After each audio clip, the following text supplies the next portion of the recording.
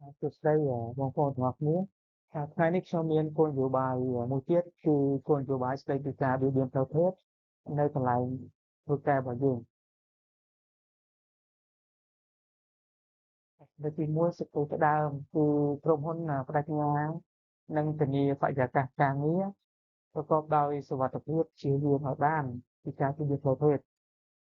ការបៀតបៀនផ្លូវភេទគ្រប់ទម្រង់និងមិនត្រូវបានអនុគ្រោះជាដាច់ខាតក្រុមហ៊ុននឹងយកចិត្តទុកដាក់រាល់ករណីទាំងអស់ដោយហ្មត់ចត់និងស៊ើបអង្កេតយ៉ាងធម្មតាចំពោះករណីការបៀតបៀនផ្លូវភេទបុគ្គលទាំងអស់ដែលរកឃើញថាមានការបៀតបៀនផ្លូវភេទនឹងប្រឈមមុខនឹងបទវិន័យឬក៏បន្ទុកពីការងាររាល់ជាបណ្ដឹងជុំវិញការបៀតបៀនផ្លូវភេទនិងចាត់វិធានការដោយហ្មត់ចត់និងដោយគោរពចំណុចទីពីរគោលបំណងនៃការបង្កើតគោលនយោបាយនេះឡើងគឺបង្កើតបរិយាកាសការងារដែលមិនមានការបៀតបៀនផ្លូវភេទនិងជាកន្លែងដែលកម្មករនិយោជិតទាំងអស់ត្រូវបានផ្ដល់នូវសេចក្តីថ្លៃថ្នូរភាពសមរម្យនិងមានការគោរពដល់វគ្គបណ្ដុះបណ្ដាលនិងអនុវត្តយុទ្ធសាស្ត្រលើកកម្ពស់ការយល់ដឹងដើម្បីធានាថាកម្មករនិយោជិតទាំងអស់ដឹងពីសិទ្ធិនិងការទទួលខុសត្រូវរបស់ខ្លួនផ្ដល់នូវនីតិវិធីរាយការណ៍ដែលមានប្រសិទ្ធភាពយកចិត្តទុកដាក់ខ្ពស់ត្រឹមត្រូវទាន់ពេលវេលានិងរក្សាការសម្ងាត់ចំពោះបណ្ដឹងដោយមានការធានាអំពីការការពារបុគ្គលដែលបានរាយការណ៍ពីការវិធានប្រព័ន្ធនោះហើយគោលបំណងមួយទៀតគឺការលើកទឹកចិត្តក្នុងការរាយការណ៍ពីឥរិយាបថដែលបំពានលើគោលនយោបាយស្តីពីការវិនិច្ឆ័យផ្លូវភេទហ្នឹងលើកកម្ពស់ក្រមសីលធម៌បទដ្ឋានដែលសមរម្យគ្រប់ពេលវេលាហើយនៅទី3គឺនិយាយអំពីនិយមន័យនៃការបៀតបៀនផ្លូវភេទអញ្ចឹងដើម្បី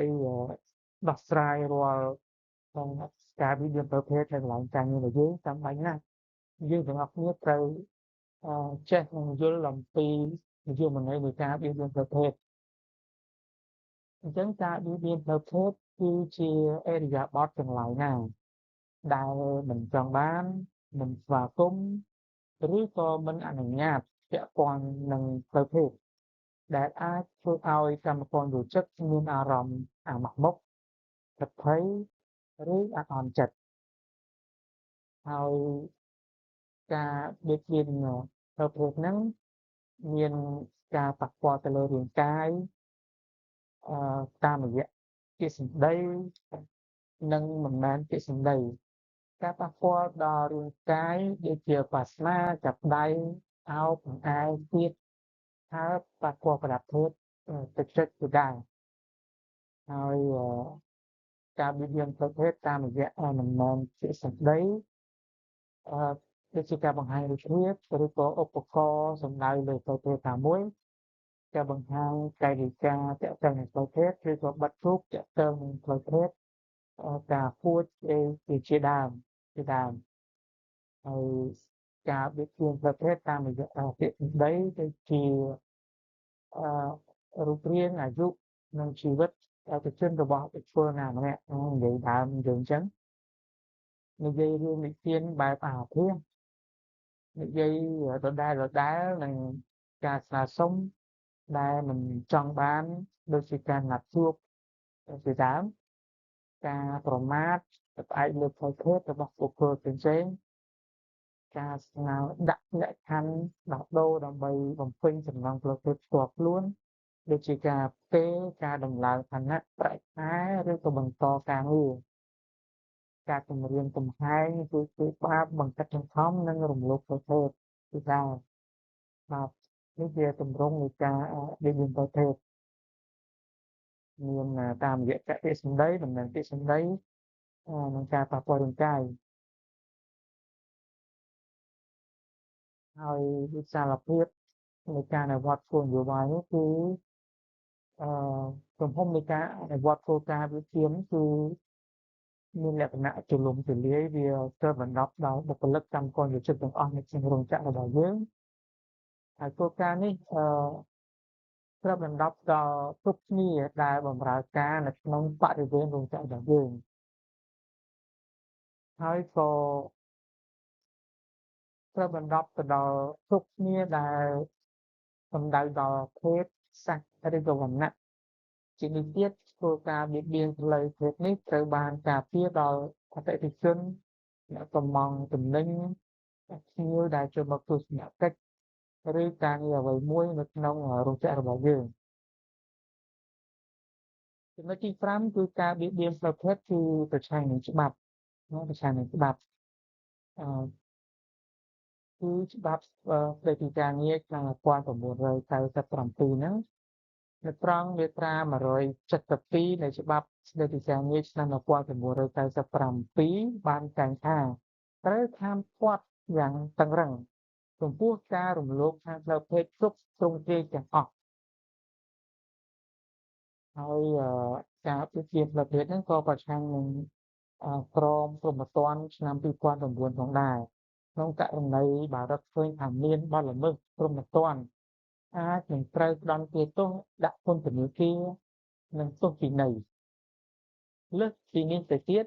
ជំនួសអាចត្រូវផ្ដល់សំណងប្រកបវិន័យទៅជនរងគ្រោះបើជនរងគ្រោះដោយការបៀតបៀនផ្លូវភេទហើយរកឃើញថាអ្នកប្រព្រឹត្តហ្នឹងរកឃើញថាមានកំហុស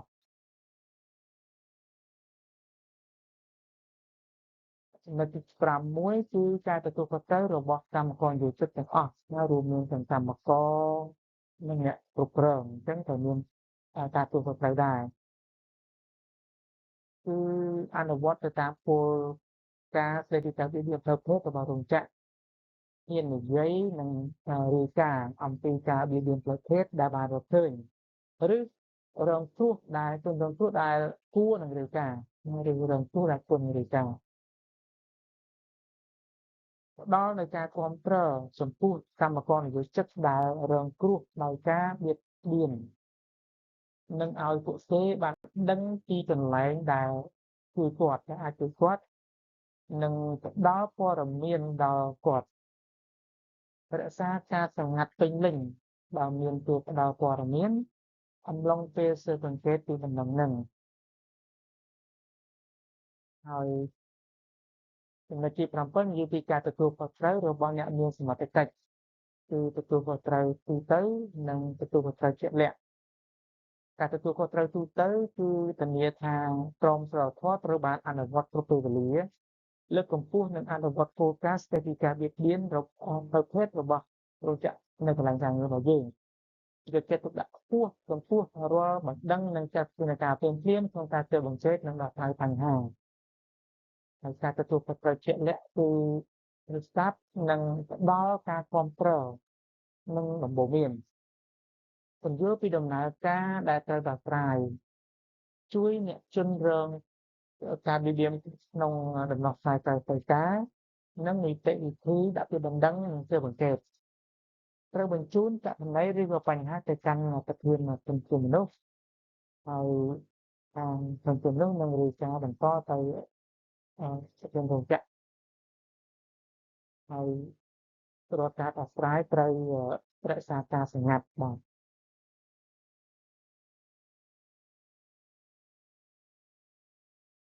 ឥឡូវយើងចូលដល់នីតិវិធីបង្កើតបរិយាកាសការងារឲ្យមានសុវត្ថិភាពទីមួយគឺតែងតាំងឬក៏ដាក់ការងារដល់គណៈកម្មការដែលទទួលខុសត្រូវដោះស្រាយការពិនិត្យផ្លូវភេទហ្នឹងហើយមានការបណ្តុះបណ្ដាលដល់អ្នកគ្រប់គ្រងគ្រប់កម្រិតនិងកម្មករទទួលខុសត្រូវដោះស្រាយការបៀតបៀនផ្លូវភេទអំពីនឹងទូនាទីឲ្យយល់ពីទូនាទីរបស់ពួកគេហើយចែករំលែកផ្សព្វផ្សាយព័ត៌មានដែលពាក់ព័ន្ធនឹងគោលនយោបាយស្តីពីការបៀតបៀនផ្លូវភេទនេះឲ្យប្រមូលស្ថិតិការរាយការណ៍អំពីការបៀតបៀនផ្លូវភេទឬពិនិត្យគោលការណ៍ស្តីពីការបៀតបៀនប្រភេទឡើងវិញថាមានប៉ះចន្លោះត្រង់ណាហើយមានការតែងតាំងកម្មករនិយោជិតដែលទទួលខុសត្រូវដោះស្រាយហ្នឹងហើយរោងចក្រនឹងតែងតាំងកម្មករនិយោជិតមួយចំនួនទៅជាមង្គលដែលត្រូវទំនាក់ទំនង អឺដោយមានទាំងពីរភេទនិងជាមនុស្សដែលកម្មករទាំងអស់អាចរាយការណ៍ពីការបៀតបៀនផ្លូវភេទបានដែលយើងមានគណៈកម្មការទប់ស្កាត់ការបៀតបៀនផ្លូវភេទហ្នឹងមានដូចជាលោកងួនស្បន់លោកឈុំបញ្ញាលោកស្រីសចន្ទធីលោកស្រីដើមស្រីមុំលោកស្រីសឹមលីសៃលីនលោកស្រីនិតសៀងហៃបាទពួកគាត់ទាំងប៉ុន្មានអ្នកនេះគឺជាគណៈកម្មការទប់ស្កាត់ការបៀតបៀនផ្លូវភេទនៅក្នុងរោងចក្ររបស់យើងនិងលោកសុំមករា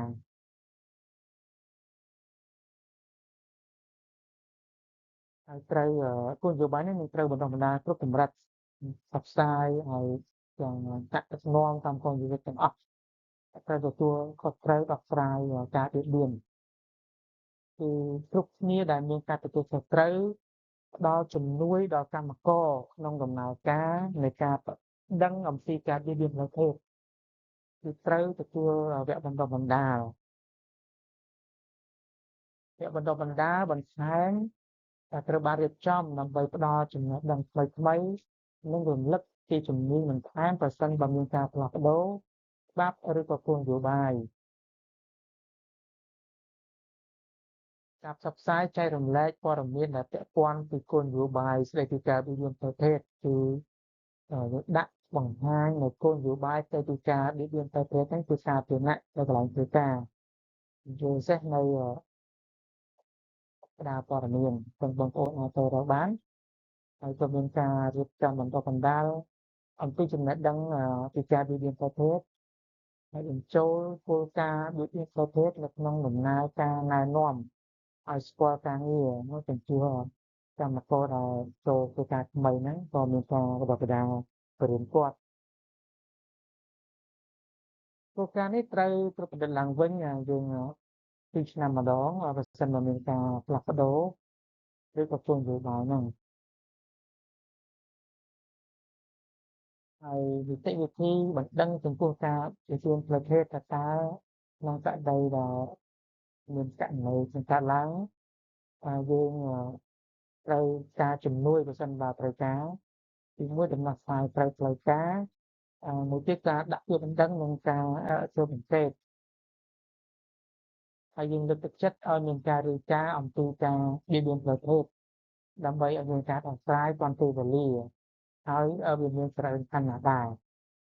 កម្មករដែលទទួលរងការបៀតបៀនមិនត្រូវបានទទួលពិន័យចំពោះទង្វើរបស់គាត់នោះទេទោះបីជាវាមានការតបតហើយបើនោះជាការតបតសមស្របមិនបណ្ដាលឲ្យមានជាហិង្សាមិនទទួលរងការពិន័យទេបុគ្គលដែលដាក់ពាក្យបណ្ដឹងអំពីការបៀតបៀនផ្លូវភេទគឺមិនត្រូវរងនឹងការសងសឹកនោះទេហើយដំណើរការនីតិវិធីទាំងឡាយក្នុងការដោះស្រាយការបៀតបៀនផ្លូវភេទយើងមានសាក្សីត្រូវរក្សាការសម្ងាត់ហើយដំណោះស្រាយត្រូវផ្លូវការគឺអាចសម្រេចបានដោយការជជែកជាមួយកម្មករដែលបានប្រព្រឹត្តទង្វើធ្វើឲ្យអ្នកដទៃមិនសប្បាយចិត្តអញ្ចឹងបុគ្គលទាំងអ្នករងគ្រោះទាំងអ្នកប្រព្រឹត្តហ្នឹងត្រូវការជជែកជាមួយសម្របសម្រួលvớiគ្នាក្រៅត្រូវការហ្នឹងកម្មករដែលទទួលរងការបៀតបៀនអាចត្រូវការកម្មករណាម្នាក់ផ្សេងទៀតក្នុងកន្លែងធ្វើការយកទៅនិយាយបន្តភាគីទាំងពីរអ្នកទទួលរងការបៀតបៀននិងជនជាប់ចោទពីការបៀតបៀនអាចនឹងមានការយល់ព្រមរួមគ្នាក្នុងការមានបុគ្គលទី3ធ្វើជាការសម្របសម្រួលប្រសិនបើកម្មករយល់ចិត្តដែលទទួលរងការបៀតបៀនមិនពេញចិត្តជាមួយដំណោះស្រាយដែលធ្វើការនេះកម្មករយល់ចិត្តនោះអាចដាក់ពាក្យបណ្ដឹងបានហើយយើងនិយាយពីការដាក់ពាក្យបណ្ដឹងនិងស៊ើបអង្កេតកម្មករដែលជឿជាក់ថាខ្លួនទទួលរងនឹងការបៀតបៀនផ្លូវភេទអាចដាក់ពាក្យបណ្ដឹងទៅកាន់ប្រធានសង្គមនោះរដ្ឋបាលសង្គមនោះហើយកម្មករយល់ចិត្តដែលទទួលរងការបៀតបៀននោះ អាចរកជំនួយពីប្រធានក្រុមពីប្រធានផ្នែកឬកម្មករឬchứcផ្សេងទៀតដែលទទួលខុសត្រូវដោះស្រាយការបៀតបៀនផ្លូវភេទដើម្បីជួយគាត់គណៈកម្មការជាដើមជួនកាលវាអាស្រ័យទៅលើស្ថានភាពធ្ងន់នៃការចាត់ប្រកាន់ឬកលៈទេសៈនៃឥរិយាបថដែលគេចាត់ប្រកាន់នោះប្រធានផ្នែកធនធានមនុស្សអាចនឹងជូនដំណឹងទៅអ្នកគ្រប់គ្រងក្រុមហ៊ុនឬប្រធានរោងចក្រដើម្បីធ្វើការសម្រេចឬក៏អាជ្ញាធរមានសមត្ថកិច្ចជាដើមក្នុងករណីធ្ងន់ធ្ងរ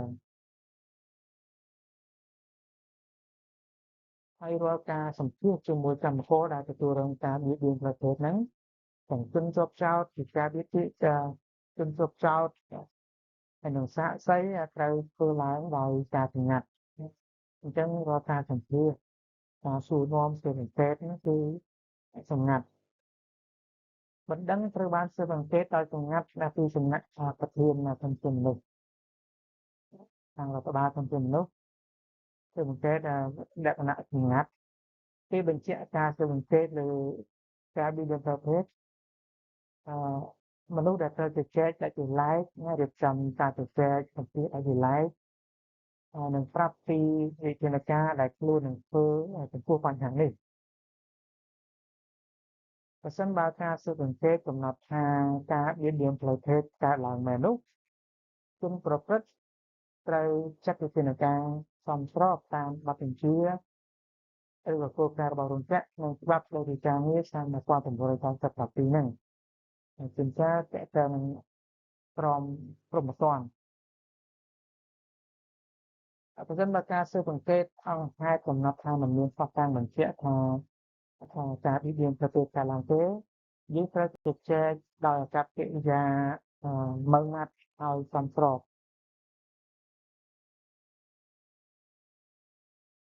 ហើយពេលវេលានៃការដោះស្រាយខាងក្រោមនេះត្រូវបានអនុលោមទៅតាមមាត្រា26នៃច្បាប់ស្តីពីការងារឆ្នាំ1997បានលើកឡើងថាប្រសិនបើឥរិយាបថដែលត្រូវបានប្តឹងនោះមានលក្ខណៈធ្ងន់ធ្ងរដែលចាំបាច់ត្រូវបញ្ឈប់ពីការងារការស៊ើបអង្កេតនិងការកំណត់សម្រាប់នឹងត្រូវកើតឡើងក្នុងរយៈពេល7ថ្ងៃគិតចាប់ពីថ្ងៃដែលរោងចក្របានទទួលដំណឹងការស៊ើបអង្កេតផ្សេងទៀតនិងការកំណត់សម្រាប់នឹងត្រូវធ្វើឡើងក្នុងរយៈពេល15ថ្ងៃគិតចាប់ពីថ្ងៃដែលរោងចក្របានទទួលដំណឹងបាទនោះគឺជាពេលវេលានៃការដោះស្រាយដែលអនុលោមទៅតាមច្បាប់ស្តីពីការងារចំណាំថាចូលចំណាំកម្មករដែលបានដាក់ពាក្យបណ្ដឹងអាចដកពាក្យបណ្ដឹងរបស់ខ្លួននៅពេលណាក៏បានប្រសិនបើពាក្យបណ្ដឹងត្រូវបានដកនោះរោងចក្រមិនចាំបាច់ត្រូវបន្តពាក្យបណ្ដឹងការស៊ើបអង្កេតទៀតឡើយហើយចំពោះការដាក់ទោសវិន័យសម្រាប់ជនដែលបានប្រព្រឹត្តរបៀបផ្លូវភេទហ្នឹងត្រូវទទួលទណ្ឌកម្មដូចជាការព្រមានផ្ទាល់មាត់ឬក៏ជាព្រមានលិលាអក្សរឬក៏ដូរមុខតំណែងឬក៏រំសាយឬក៏ព្យួរការងារឬក៏ការបណ្ដឹងចេញជាដើមហើយរោងចក្រយើងក៏មានប្រព័ន្ធយន្តការប្តឹងទៅផ្នែកខាងក្រៅផងដែរគឺតាមរយៈអង្គការឃ្លាប្រចាំនៅប្រទេសកម្ពុជាលេខទូរស័ព្ទ061 28 72 40ហើយអាចប្តឹងឬក៏រាយការណ៍ទៅក្រសួងកិច្ចការនារីដែលមានលេខទូរស័ព្ទ083 73ដើម900ហើយក៏អាចរាយការណ៍ទៅក្រសួងការងារនិងបណ្ដុះបណ្ដាលវិជ្ជាជីវៈផងដែរតាមរយៈលេខទូរស័ព្ទ1286និង1297ចំពោះបម្រាមការសងសឹកមាននរណាម្នាក់ទទួលរងការសងសឹកដោយសារការរាយការណ៍អំពីការបៀតបៀនផ្លូវភេទសារព័ត៌មាននិងការជួយដល់ការស៊ើបអង្កេតនៃការនៃបណ្ដឹងបៀតបៀនឡើយអញ្ចឹង រាល់ការរាយការណ៍ផ្ដល់ព័ត៌មានឬក៏ជួយសហការស៊ើបអង្កេតគឺពុំមានការសងសឹកទេ